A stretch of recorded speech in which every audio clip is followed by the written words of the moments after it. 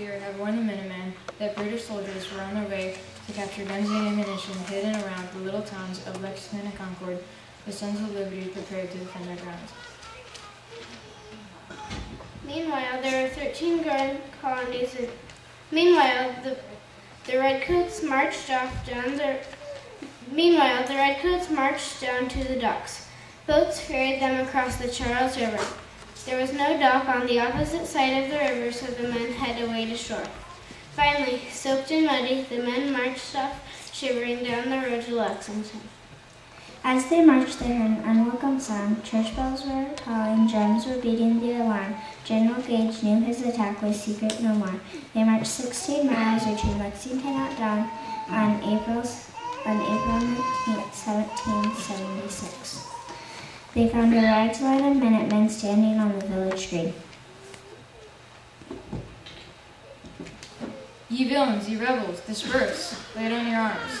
shouted Major John Pitcairn, a British officer. Suddenly a shot rang out. Nobody knows which side fired it. This was the first shot of the Revolutionary War. It is known as the shot heard around the world. The Redcoats won in Lexington and marched off down the road to Concord. The battle around Concord proved to the British soldiers that the American colonists were not going to fight by the old rules of war. The American colonists had learned guerrilla warfare during the French and Indian War and put it to good use. Many of the victories for the Americans cannot be described as anything but the hand of God. One of these times when Benedict Arnold, a Patriot leader from Connecticut, and Ethan Allen, with his own Vermont muscle known as the Green Mountain Boys, independently planned an attack on Fort Ticonderoga. Arnold and Allen didn't get along, but they decided to work together to ensure success.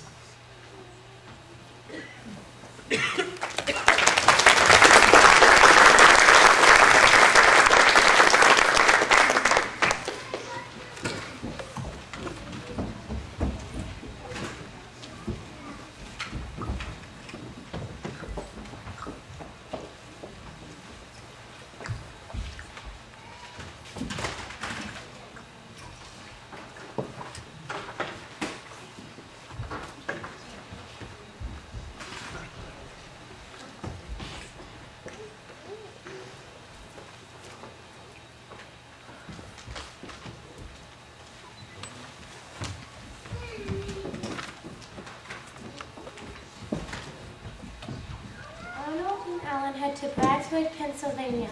Allen from New Jersey and Arnold from West Virginia.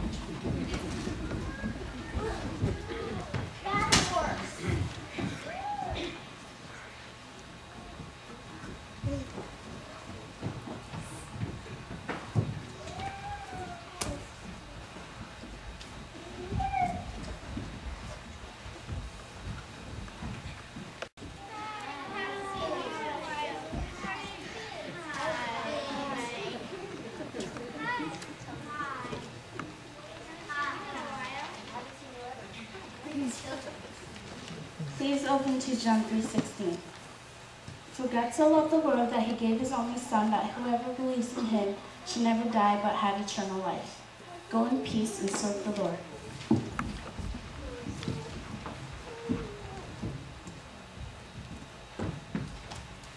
A newspaper flies into Arnold and Allen's faces.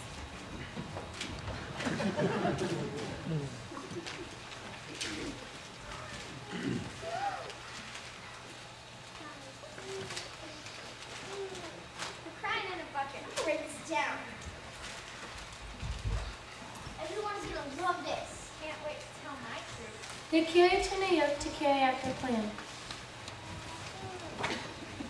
You guys! What? I have a plan to attack Fort Ticonderoga. Wow, I like that idea. Well, exactly is the plan. All right, but how many I'll tell you? They quietly tiptoe away. I'm so excited.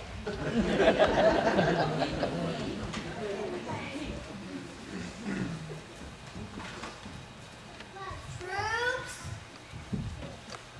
1, 2. Don't make me come over there. 3. Play 1. I have a plan to attack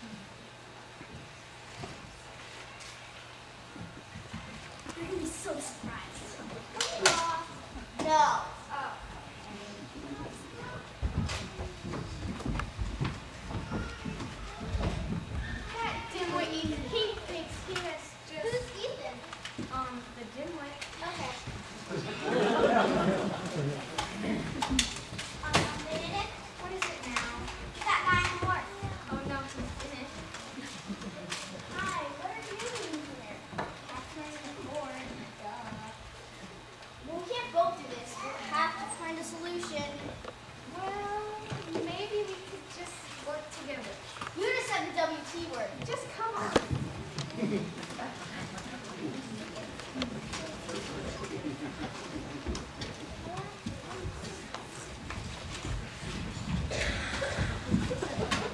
Here, troops. Shush. On 3, we will attack. 1, 2. Just go. Hey, that was my line.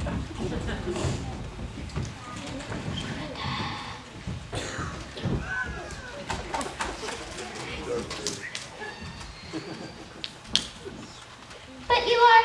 But how'd you? That well? Oh, never mind. Surrender in the name of the great Jehovah God and the Continental Congress.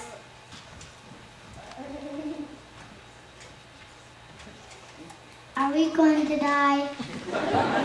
Yeah, Mom, are we? Tina, no, we're not going to die. Fine, I'll surrender, but are we going to die? No. You do have guns and cannons. And what's up with your PJs? Well, I was peacefully sleeping until I was rudely awakened by your very noisy troops. Well, look at the rest of your peacefully sleeping soldiers and tell them they're all under arrest. Oh, great. I wonder what King George will say about this. I'm really going to be in trouble. Oh, I don't know. The king can be very forgiving. So it hurts.